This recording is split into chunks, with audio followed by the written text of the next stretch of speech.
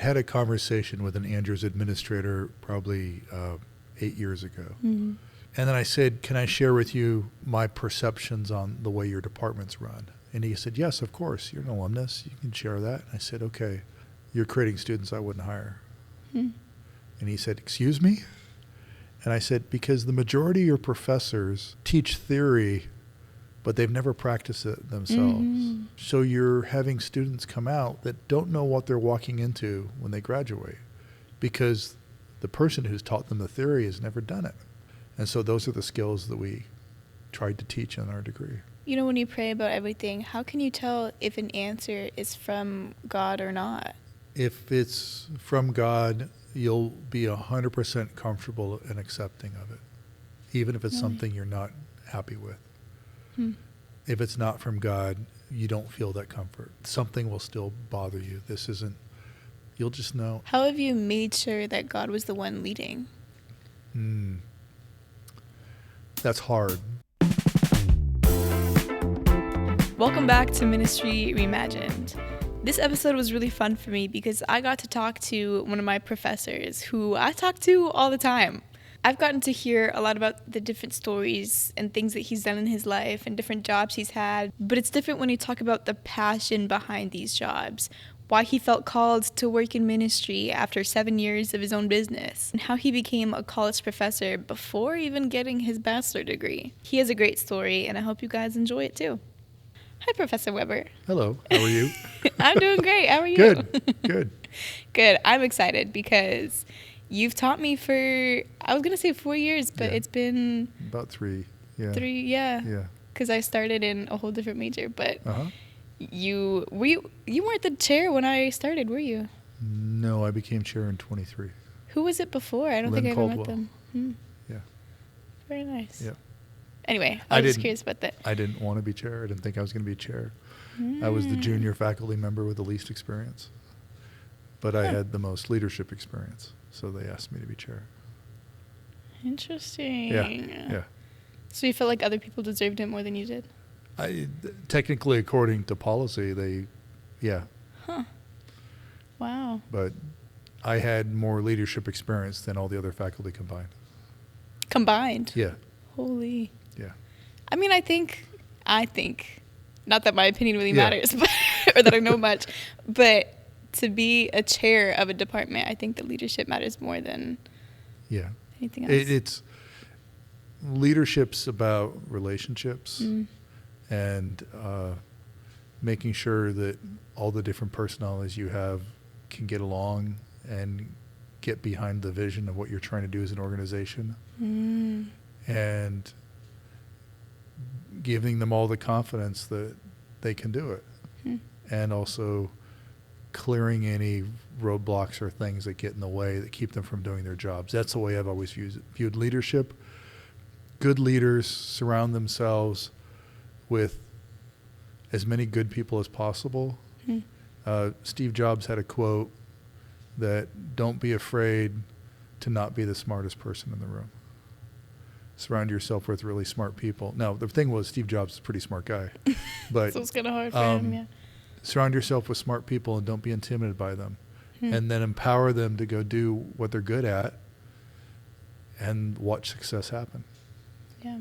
And that's what, but a lot of leaders have a hard time doing that. They have to make it about them and their ego, and they have to be in charge because they know better. I don't know better, but as a group, we can do better. That sounded like you pulled it straight out of like a a Google quote. No, that's good. Yeah. That's good. I've always thought that the best leaders are people that don't think they should be in that position. Yeah. Yeah. Yep. The times I've been put into leadership or asked to be leader, I wasn't seeking it, and they came to me and said, would you do this? Yeah. Wow. That's really cool. And it's a little humbling. Humbling? Yeah, because it's a great responsibility to be a leader.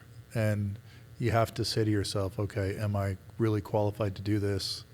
And if not, you better start doing a lot of praying and a lot of what I found was find people that can serve as mentors to you that you can lean on and you can learn from. Hmm.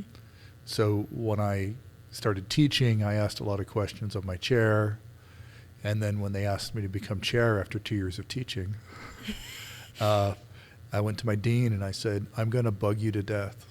And I'm going to ask a lot of questions because I need to make decisions and help my team make decisions, but I need to be informed, and there are things that I do not know sometimes that I need your help with.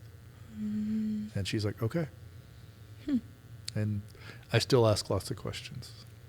Communication is really important. I guess it helps that I'm a communication professor, but organizations get in trouble when they stop communicating. One of the classes I teach is communication skills, which every freshman or every student actually is required to take it. And it's mainly looked at as a public speaking class, but there are a lot of things we talk about the importance of communication. And there's one figure that comes out, research has shown, it's like $1.2 trillion a year is wasted by organizations that don't know how to communicate properly. Wow. And it's a huge amount of money. So lack of communication kills organizations. What are ways that they can fix that? How can they communicate better? Provide opportunities for there to be dialogue. Employees leave when they feel like their opinion doesn't matter. And when organizations hire people, you're investing a lot of time and money in them. And hopefully the payback is that they'll be a blessing to your organization. And that's both inside and outside the church. So when people leave, it costs the organization money. And you lose your most important asset, which is a human resource, which is the brain power that you have there. And that collective brain power is what makes an organization work or not. So communication is vital to making sure that everyone feels like they've been empowered and they understand their role and they're able to be successful. And if they're successful, the organization's successful. That's good. That's really good. And I think it's crazy how we talked about all of that before we could even introduce. Yeah, sorry. No, that's good. That's good. I think that that means I'm excited for this episode because good. It'll be very interesting. So to start us, I know a little bit about you because you share a little bit in all your classes. What's a little backstory on what you do, some of the work you've done, and just, a little basic introduction. Grew up in the Midwest, went to college, didn't know what to take. By accident, I got stuck in the photo program as a photo major. How by accident? They had a degree at the time called media technology, which was kind of the precursor to video stuff. Wow. And I wanted to do that because I was not a child, but my teenage years, I grew up watching MTV and stuff. And when that first came out, I thought it was the coolest thing. And so telling visual stories I thought was really awesome. I was a big fan of movies and everything, but they stuck me in a photography program instead as a photo major. And I remember going to the advisor, the head of the program, and I said, hey, I'm in the wrong program. He's like, you take the same class as the first year anyway, it doesn't matter. And I took my first photo class and I fell in love with photography. But the funny thing is I did end up doing films and video and stuff and everything later in my career. But I went to school for 2 years, got burned out, didn't drop out, but I went as a student missionary for 2 years. Oh, good. And that impacted my life in tremendous ways that even still today.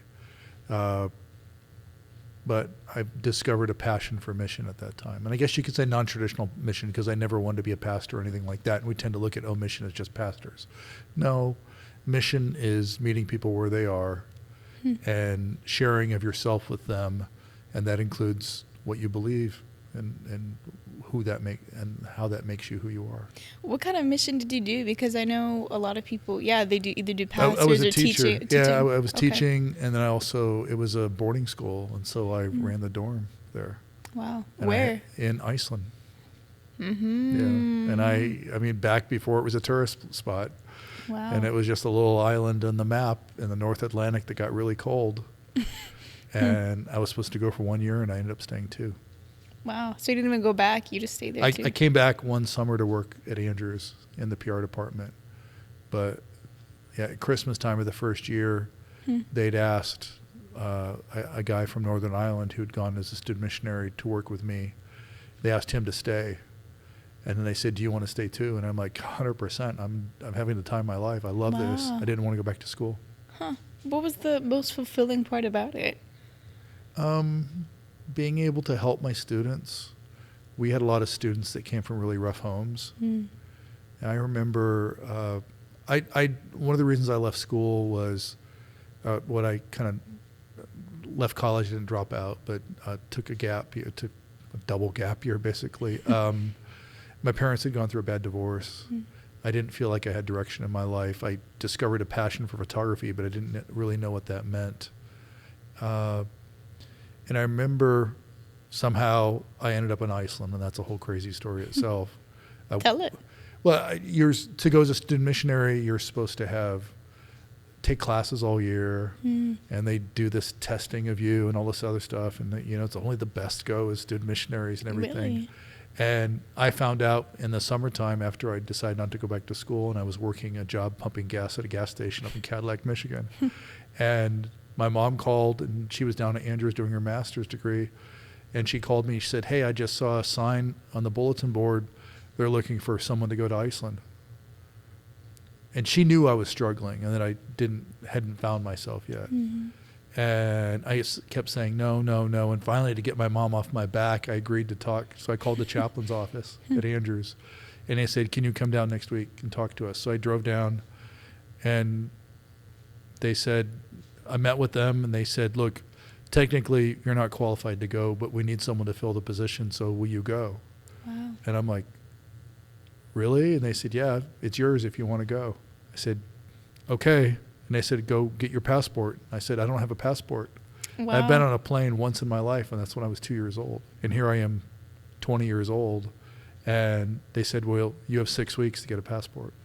And you need to fundraise $700 to get an airline ticket. Oh my gosh. And my passport showed up 3 days before I left. And my uncle found out that I was going to go, and he paid my ticket. Was that, okay, when you were in the process of they were offering you to go, Yeah. how, was that like an instant yes? Because with all those roadblocks, it Yeah. sounds like it's pretty It was, easy to be if discouraged. if you can work it out to go, you can go. Yeah. Huh. Yeah. Wow. Yeah. So And for you, was it like a yes? It was, I couldn't think of a reason to say no. Hmm. And it ended up changing my life. Wow. I remember my first year there, and I had these two boys who were roommates. So the students were aged 14 to 17. And I had these two boys who were 14 years old. And I went into their room. Every night I would go into the guys' rooms and I'd tell them good night. Kind of tuck them in and tell them good night and stuff. And some kids didn't want that, but others did. And for me, it was just, it was just a chance to connect with them and see how their day went and stuff and everything. And I go in the room, and these two guys are sitting there and they're crying. And I knew they were homesick a little bit. And I said, what's going on, guys? And we talked. And they both shared that they were at school, they were neighbors, they were best friends. Both their sets of parents were going through divorces, and it was really rough. So the parents sent them away to get them out of the house. And they said, we feel like no one loves us. Aww. And I sat down next to them and I said, I know exactly how you feel. I went through a rough divorce when I was in high school. In fact, I went to a boarding school to get away from my parents fighting. I know exactly what you're going through. And it was at that point I realized, now I know why God put me here, because I could relate to these kids. Wow. Yeah. And some of them are still good friends of mine now. Wow. I see them, almost 40 years later, and we go, if I go to Iceland, I look them up and we hang out and stuff and everything, have good conversations. And Wow. Yeah. Yeah. Huh. That's really cool. Yeah. But that 2 years helped me realize that maybe I had a place doing mission. And it didn't have to be working for the church. I never thought I'd work for the church, but I realized that I could do something to help other people. Let's talk about that. Where did your passion for working for the church come from? I didn't go to work for the church for 11 years. And I ran my own business for almost 7 years. And then one of my clients hired me, a large software company, and I was working for them. And I was enjoying what I was doing. And when I ran my own business, I had parts of the church that were clients that I did work for. And there was one time Review and Herald Publishing was one of my largest clients. And one year I did 55 magazine assignments for them. And it was really cool. And then a new president came in and said that you can't hire any more people out of house. And I got a lot of work because I was a West Coast-based photographer. I was in California at the time. And they're East Coast-based publications. So they were designing the summer issues of magazines in the wintertime. Well, I was in California. I could shoot summertime-looking pictures. Yeah. So I was getting all these assignments. This is all pre-stock photography and stuff. Now you'd have AI do it. But back then, we actually shot pictures. And I did all these assignments, and I went from 55 assignments one year to 5 the next. And it about killed my business. Wow. And I remember being kind of mad at God because I was like, hey, I charge less for the church than I do my other clients, but I really felt like it was my way of supporting the church by doing work for them for less. But they gave me a lot of work, and I really enjoyed it. I loved the people I worked with. I felt like they were, fun assignments. It got to the point where the designer or the editor of the magazine would just send me a story and say, come up with whatever you want. Typically, they would tell a photographer, you must do this, you must do this, you must do that. But they enjoyed working with me so much, and they trusted me. They just said, oh, by the way, there's a story in the mail. You'll get it next week. We need the pictures back in 3 weeks. I said, okay. And they said, create whatever you want. And that was really cool. I enjoyed that. In fact, the publishing house gave me an award one year. I was their photographer of the year. And then the next year, there was nothing. And I had conversations with God saying, hey, you gave me this opportunity to do something for you, and now you took it away. And I was really mad. In fact, I was like, do you not want me supporting you? And I was questioning, did I want to do photography? What was I doing? What was my place again? And then out of the blue, God provided an opportunity for me. One of my clients came to me and said, hey, we'd like to hire you full time. We'll give you a job with benefits, and we'll teach you all these other skills that I use now every day. But we will teach you these things on the job training. And that's what I did. And I learned a lot there. And then 5 years later, the General Conference called and said, hey, we've seen some of your stuff. We're putting together the church's first television news program. Would you come be one of the producers? Wow. And it was like, wait, you want me to leave California? And my wife and I had our dream home in California, and we sold that to move to the East Coast to take a job. Why did you do that? I felt called to it. Again, it was a way to kind of support the church, but do something non-traditional. Because I never saw myself as doing mission work or ministry. I just saw myself as doing work, but if I could do it for the church. And then I realized later that actually is a ministry. Yeah, if doing whatever you're passionate about, but with all your heart and with the intent that you're helping other people or in some ways finding a way to better the mission of the church. And we tend to think of the mission of the church as traditional evangelism. Oh, you're not a minister unless you're doing traditional evangelism. No, if you're connecting with people on a day-to-day basis, you're doing ministry. And so that's how I looked at it. I was doing that. But here was a chance for me to do it for the global headquarters of the church. And it also afforded me the opportunity to travel around the world. And that was kind of exciting. And to be part of something new that had never been done before. Yeah, that sounds big, broadcasting. So we did that, and then, like all good things, you do it well, and they came along and said, yeah, no, we don't want to do this anymore. We're going to do something else. What? And they had given me a $35,000 camera and a $10,000 tripod, and I traveled all over the world getting stories and stuff. And the head of the network walked in one day and said, you and your camera will not leave this room again. You're going to sit here and produce what I considered boring TV shows in a studio. And they gave me, quotes, a promotion. And I came up with all sorts of original ideas, and some of the shows I really enjoyed that we did. And I did get to travel a little bit extra, but not as much as I was before. And I was starting to get bored. And then out of the blue, the mission office of the General Conference found out that I was not enjoying my job. And they said, hey, we have a new position we're creating. We're looking for someone to travel all over the world, and your full-time job is to go around the world and get stories. Wow. And I was like, that's me. So for 8 years I did that.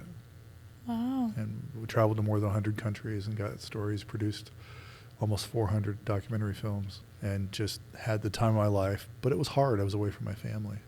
Yeah. And I've always felt times in my life, anytime I've made a change in my job, it's always been, my wife and I felt that God has said, we want you to go do this. Mm. And I'd visited the South Pacific and Australia and the islands there. And a good friend of mine was working as communication director in the South Pacific. And I invited him to go to an island called Vanuatu that had a live active volcano. We went to go film the volcano and get stories there and stuff. And one Friday evening, he and I were talking, and I'd produced a TV show for him at the General Conference.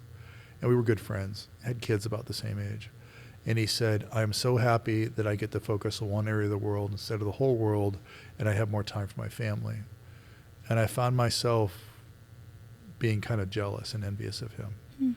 And I went to bed that night late. It was a Friday night. And I said, I had a prayer with God, and I said, I shouldn't be envious of my friend. I should be happy for him. But if you could provide an opportunity for me where I could not have to travel away from my family as much, I would appreciate it, but I'm not going to go look for that job. You're going to have to give it to me. And I went to sleep. And 5 hours later, my cell phone started buzzing. Wow. And so it was Sabbath morning for me, but back on the East Coast, it was Friday afternoon. And there was a text message from the guy who was communication director of the North American division at the time, and he said, hey, you're not replying to my messages. And I'm like, well, man, I'm in the South Pacific. You just woke me up. It's 5 a.m. What's up? And he goes, go look at the email I just sent you. And there's this email, and it says, would you consider coming to work at the North American division? That's crazy how fast that was. And I actually got chills. And I called my wife and told her that. And she said, well, I guess we know where you're working next. Wow. And 2 weeks later, I got hired at the NAD. It happened very quickly. And it just was like, all right, God said, I want you to go do this. And I ended up being there for 9 years. Wow. And I felt challenged every step of the way. I was able to build up a communication department that had 2 employees to when I left, we had 8 full-time people and did a lot of really cool things. But again, it was out of the blue. Andrews contacted me and said, you should come teach. And I was like, I'm not an academic. I can't teach. I'm not an academic. And they said, well, you have 30 years of experience that no one else has that you bring to the classroom. That's what we're interested in. And 3 weeks later, I got hired at Andrews. Wow. Yeah. And I ended up teaching. And now department chair. And now department chair the last 3 years, yeah. That's crazy. Yeah. With all those times, with those job changes that you felt like they were coming at you, did it ever feel like you didn't know if you should take it or not? Did you always feel like it was from God? No, I felt like it was from God, but were there times that I was intimidated? Oh, yeah. Oh, yeah. I mean, my first day in the classroom, and I'm standing in front of this group of students, like 10 students, and I had imposter syndrome really bad. And this little voice in the back of my head kept saying to me, how long do they figure out you're a fraud and you don't know what you're doing? And there was a sense of reality to that. I felt like I had no idea what I was doing. And so, classes are an hour and 15 minutes. And I had this thing about, I got to fill an hour and 15 minutes. I don't feel that way anymore. I teach what I think they need to learn, and then I let the class go. I let the class go. That's good. Yeah, I mean, why bore your students to death, right? You hear that, other teachers? Yeah, okay. But you also have to give them content too. Yeah. And so I was showing the students our facilities and talking about what we're going to do in the class and stuff and everything. And I'm like, man, I got 15 more minutes here to waste. What am I going to do? What am I going to talk about? And I finally said, I didn't tell you anything about myself. So I shared a little bit, and I went from a room of people that were kind of like just looking around like this. All of a sudden, they said, wait a minute, can you say that again? And I said, I've spent more than 30 years getting stories, collecting stories, telling and sharing stories. And I've been on assignment in almost 120 countries around the world and produced all these films and different photo assignments and stuff and everything. And everyone in the room was just looking at me like, wow, that is so cool. Mm-hmm. And I realized if I leaned into my experience and I taught from that, and I didn't try to create something that maybe wasn't real, or tried to act like I was a professor when I didn't know how to be a professor. Mm-hmm. But all I tried to do was teach my students based on my experiences that I was okay. Mm-hmm. And that the students gravitated towards that. Because I found out they'd rather sit and hear about your experiences and ask questions and learn from those and then create their own experiences than to just sit and be lectured theory all day long. Yeah. That's a big thing because I've seen some people, maybe I shouldn't say that, Yeah. but I have a marketing minor now. Yeah. And I found that some teachers, they're teaching things just by the book, but they've never been in that position. Yeah. They've never been marketers. And so it's kind of like, how are you teaching things that they know it by the book, but they've never actually done it, which I think is a lot different. One of the things I thought about when Andrews asked me to come teach was I'd had a conversation with an Andrews administrator probably 8 years ago. Mm-hmm. And he'd contacted me about they wanted to make some changes. In fact, they were going to have the department we have now where you have communication and visual art merged together, and they were talking about that, and I thought it was a good idea. And then I said, can I share with you my perceptions on the way your department's run? And he said, yes, of course. You're an alumnus. You can share that. And I said, okay. To be honest, you're creating students I wouldn't hire. Hmm. And he said, excuse me? And I said, because the majority of your professors teach theory, but they've never practiced it themselves. Mm-hmm.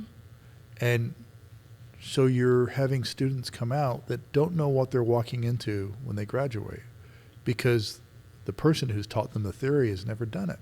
So when you teach from the perception of this is how you do this because I did it this way, or I've been doing it for this long, and you're teaching from your experience, not just from the theory, you're producing better students. And that's what we've tried to do with our department and the degrees we have is we try to give students opportunities to work on real projects, but also we want to teach them skills that we know will get them hired. Yeah.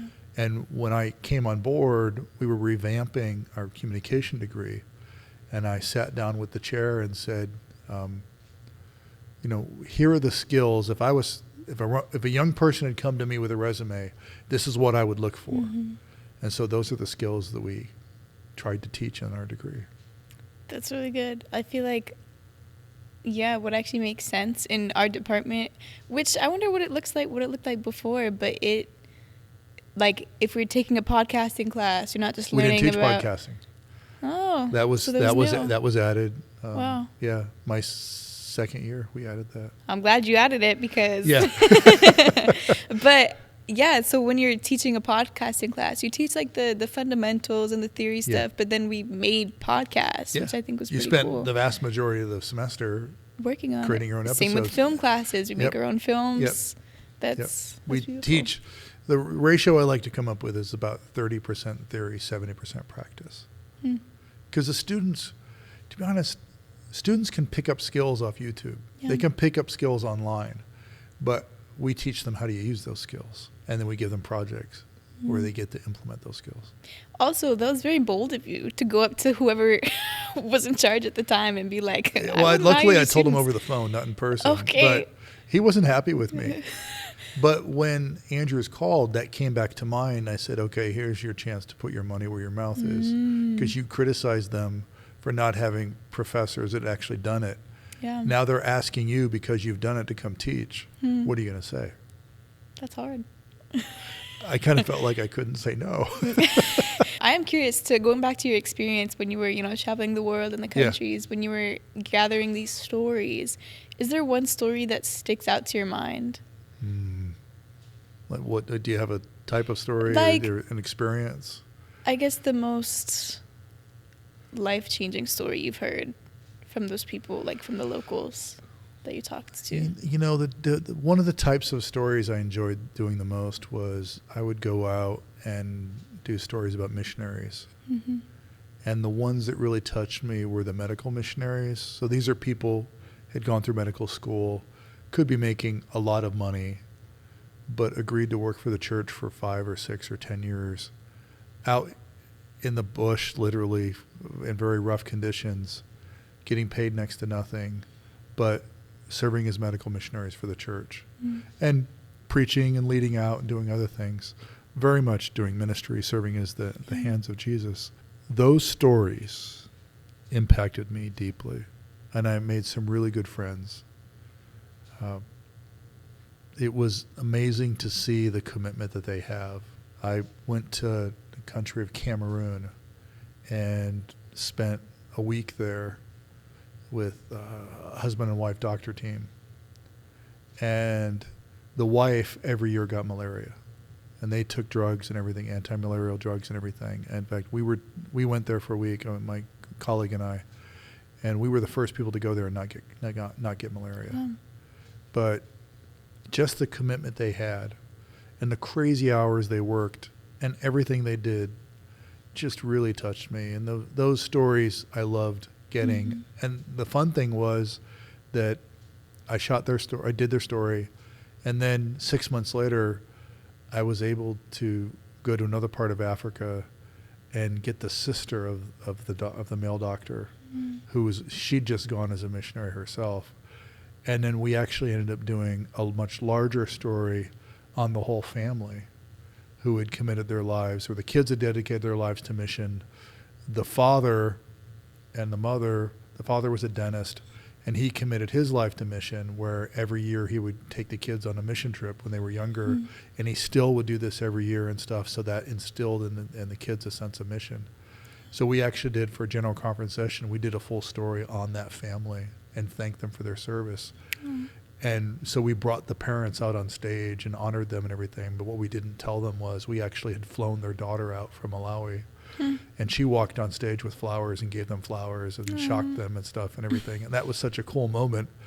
And then she turned around the next day and flew back home or back to Africa. Just for that, She flew in for 2 days just to be there to honor her parents. And those types of things were really cool. I really enjoyed those things. I had some crazy experiences. I was flying into the country of Azerbaijan. And Azerbaijan used to be part of Russia.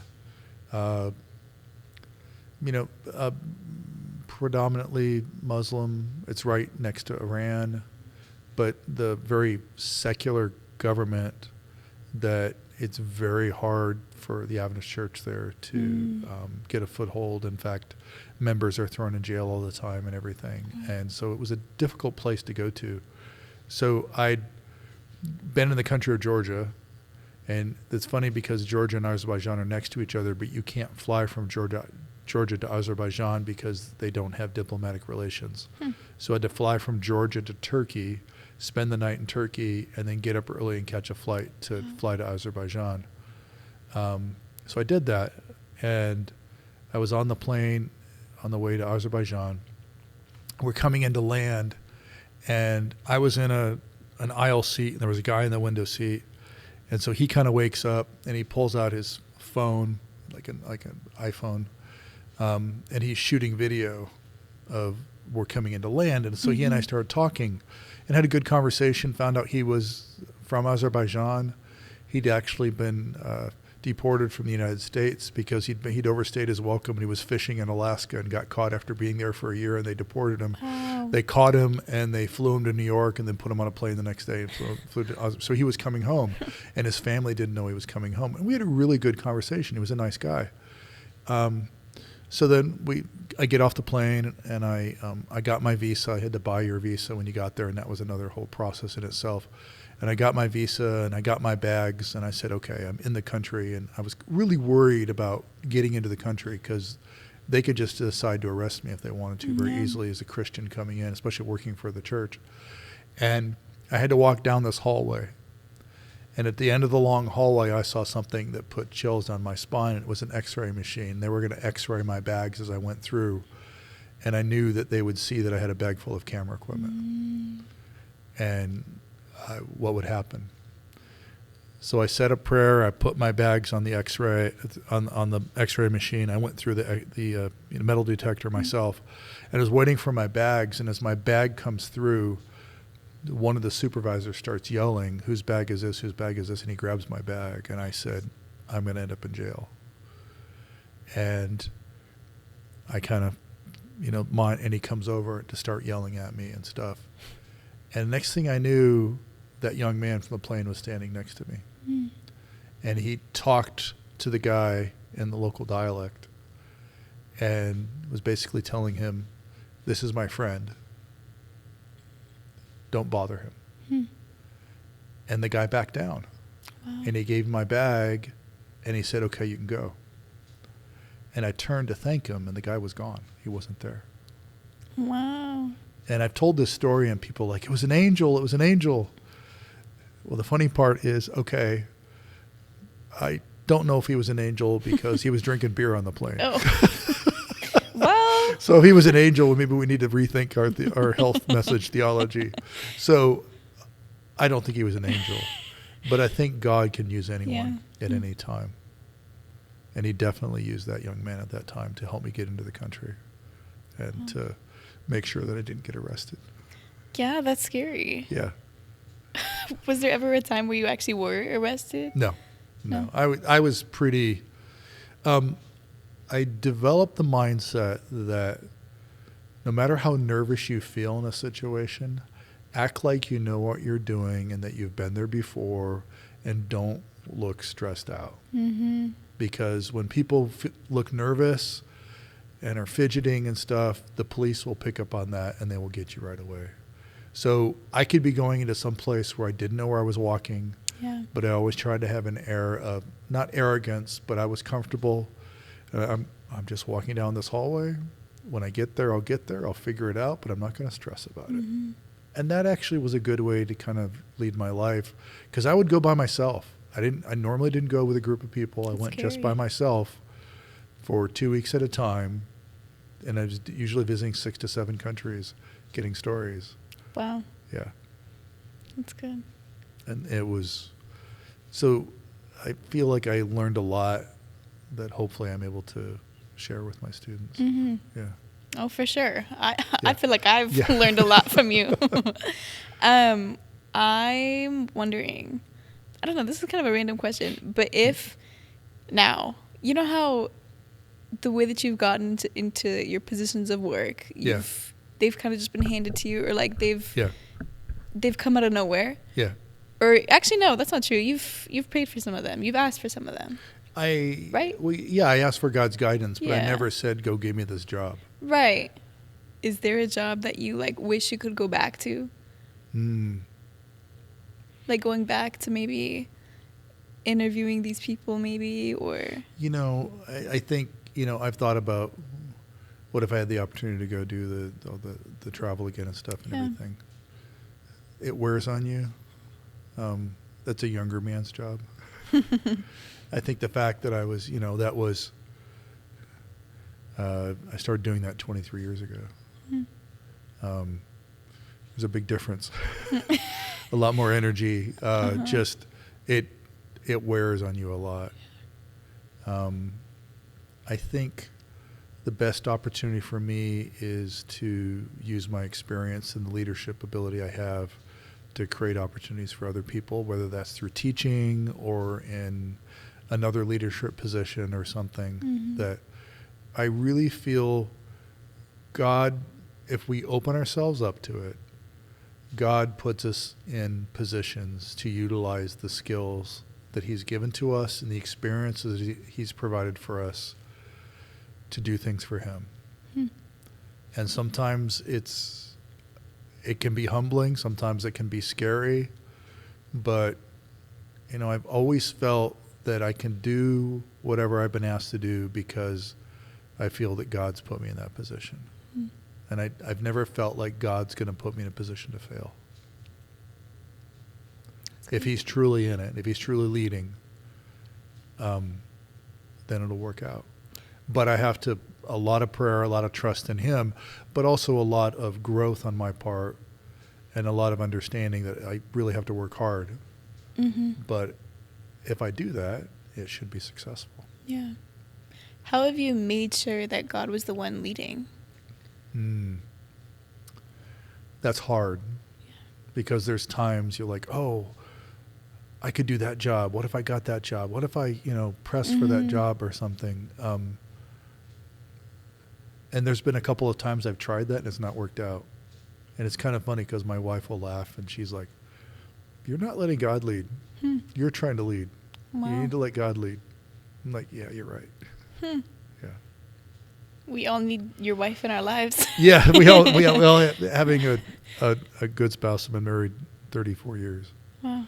And having a wife who understands me and sometimes helps me understand myself. And vice versa too, same thing. Yeah. But everything we've looked at is a joint decision. And there are some times you make a decision, give priority for one over the other or what's better for the situation. But we've always tried to make sure every decision we make is a joint decision and that we've prayed about it. In 2008, I was at the General Conference. I was working in the mission office and really enjoying my job. And I get a phone call one day from Secretariat. Now, Secretariat's the part of the church that manages missionaries and basically kind of the operations and the policies of the church and stuff and everything. It's viewed as kind of less political, more operations side. And I got a phone call from one of the associate directors at the world headquarters. And my office was in the basement and his was on the top floor. And he said, hey, can you come up to my office for a minute? And I helped them with projects all the time. I figured that's what he wanted to talk about. So I go up there and he said, hey, sit down for a second. So I sat down.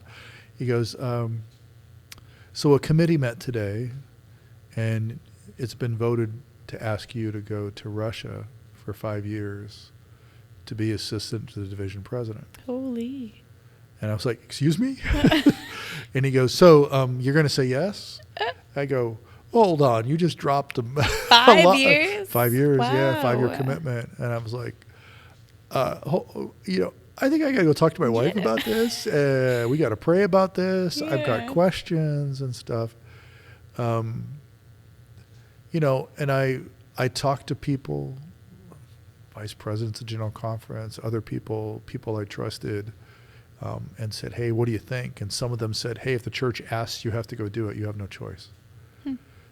But I had others who said, no, that's the church asking, but is that God asking you to do it? And one of my good friends who I really trusted and a colleague was Marty Schneider, and she was the division president, and North American division president's wife at the time. And she worked in the mission office with me. She was in charge of church planning projects, and she was great. And I went to her and I said, hey, you and your husband have had a lot of different jobs around the church. How did you decide when or when not to take a job? And she said, that's a really good question. And she said, we would evaluate the call and we would look at the pros and the cons and list them and go over everything. And we'd do this for a couple of days. And we'd take one evening and we'd sit and we'd discuss it. And then we'd make a decision. Of course, we'd pray about it, make a decision. And then we go to bed and we wake up the next morning. If we still feel convicted that that's the right decision, then that's what we do. But she said there's been times where we felt convicted and we went to bed and we woke up the next morning and it was like, no, we're not going to do that. And she said there were times we said no. So my wife and I did that.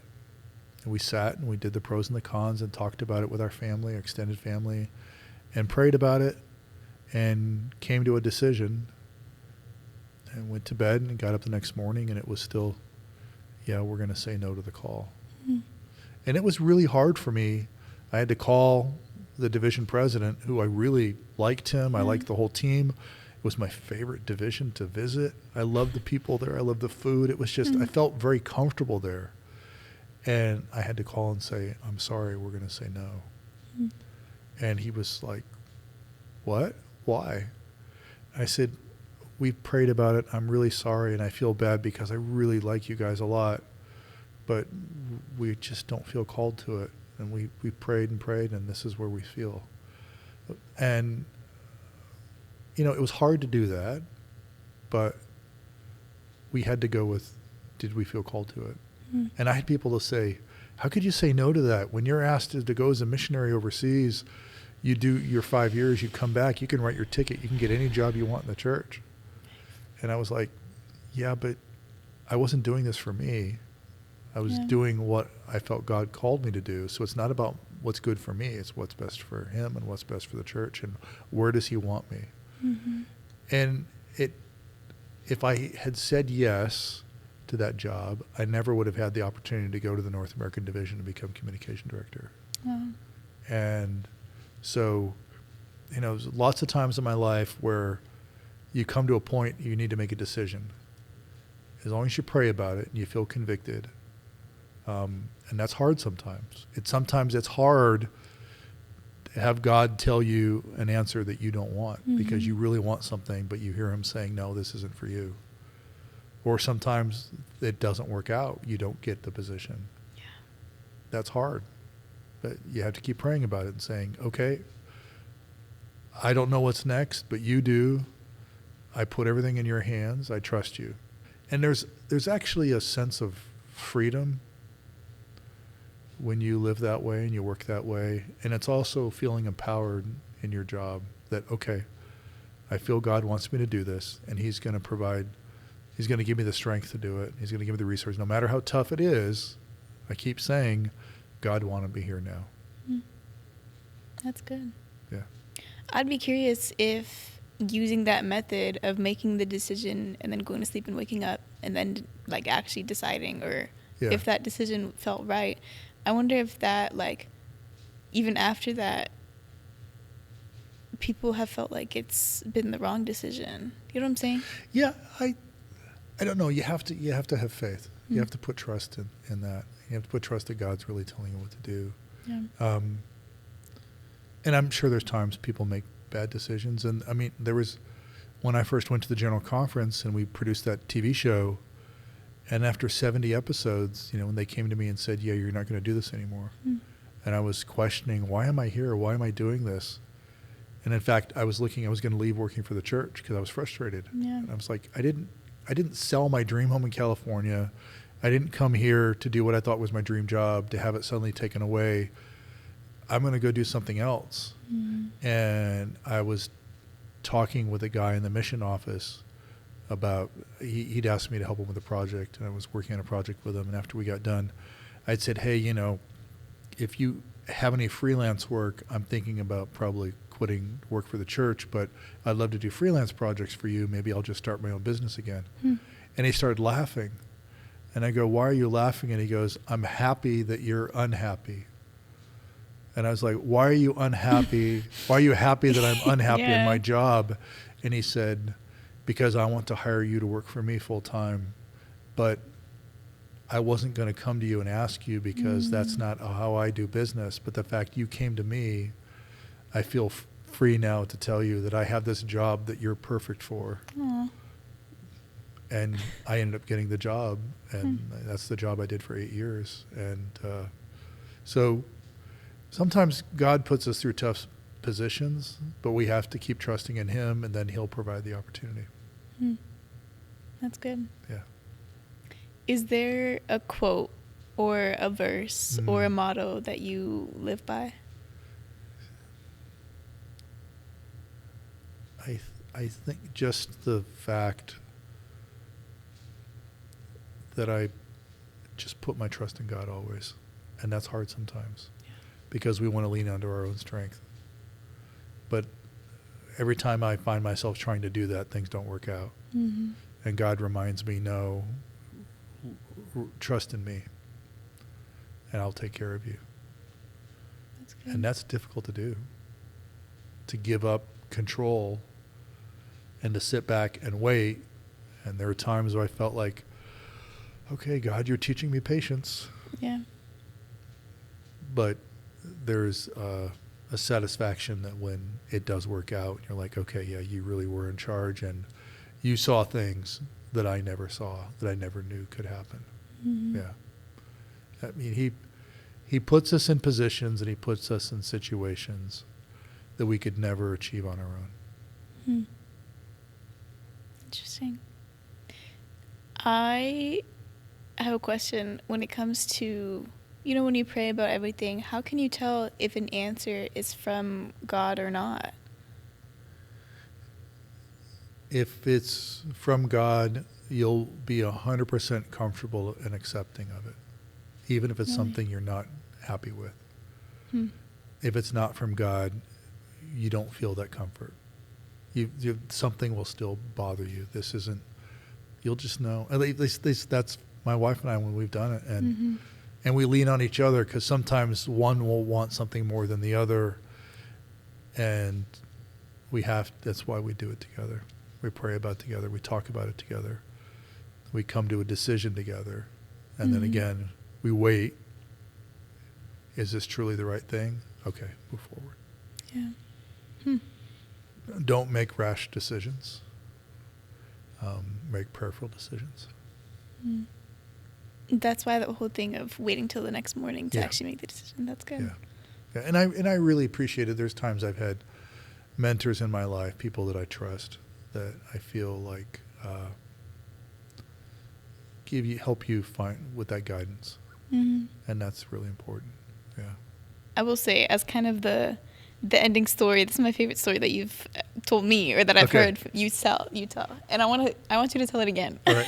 It's the story when you said, I don't even know how to describe it. You just told it recently too. The shoot, when you told the governor's wife or something. Yeah. So when I was working as a freelance photographer, and somehow I got asked to start taking pictures of the governor of California's wife. That's great. And it was fun. They would have me show up at an event and just go around and shoot pictures, and she was a fun lady, and I really liked her a lot.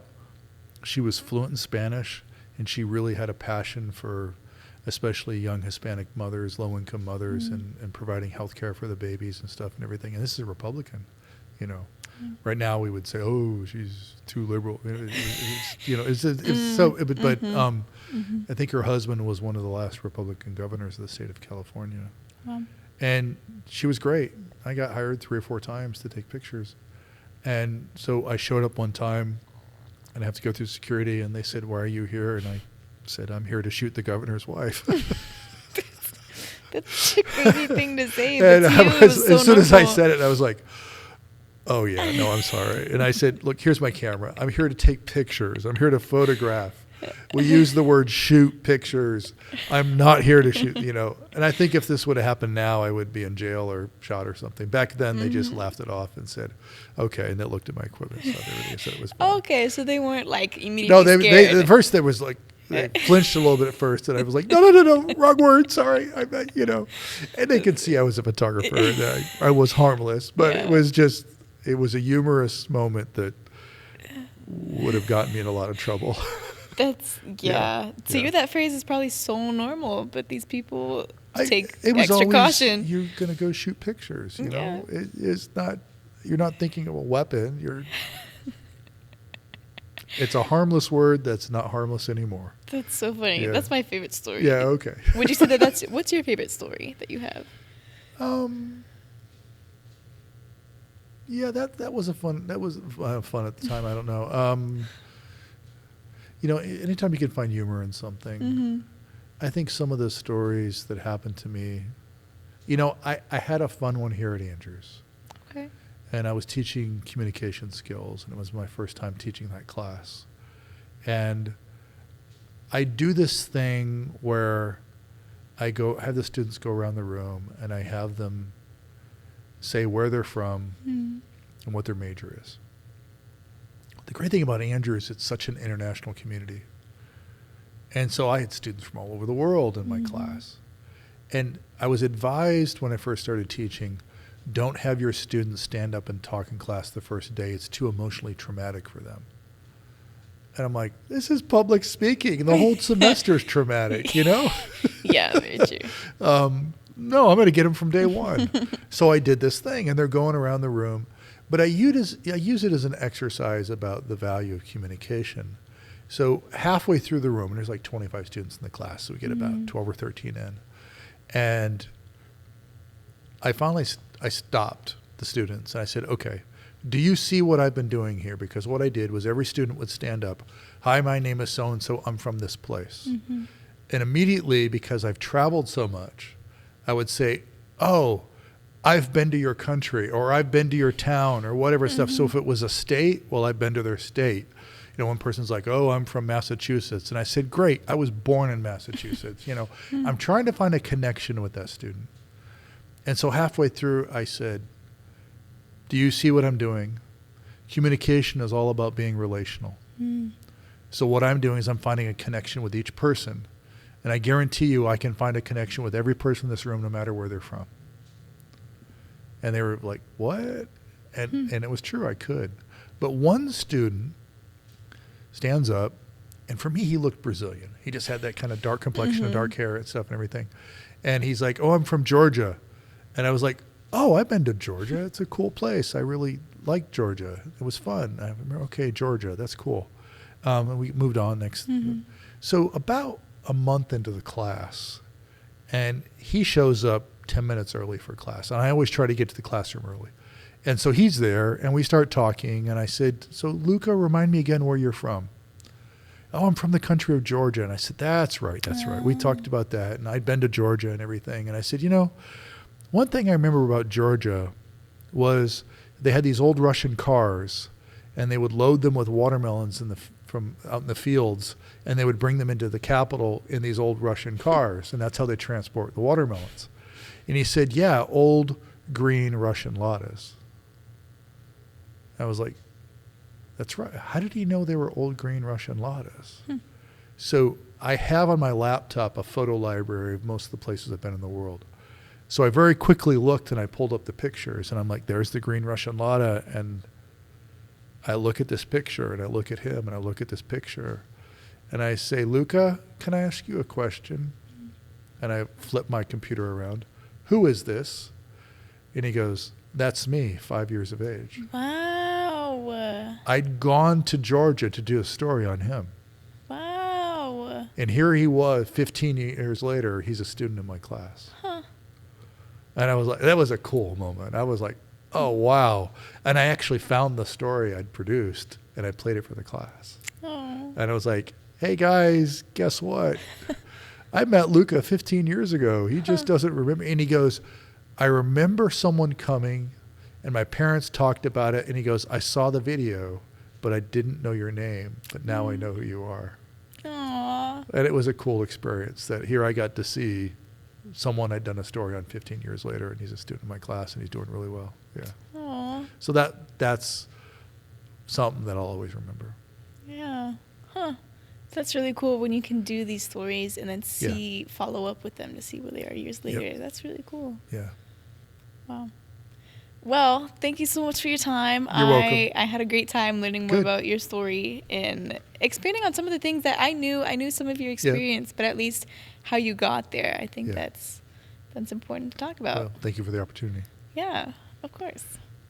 Thank you guys so much for watching this episode. If you liked this episode and you want to support this podcast, feel free to like, subscribe, and use that comment section. Let us know what you think. We don't want the conversation to end here. We want to start the conversation. So use that comment section to tell us what you think. Thanks again for watching, and we'll see you next time.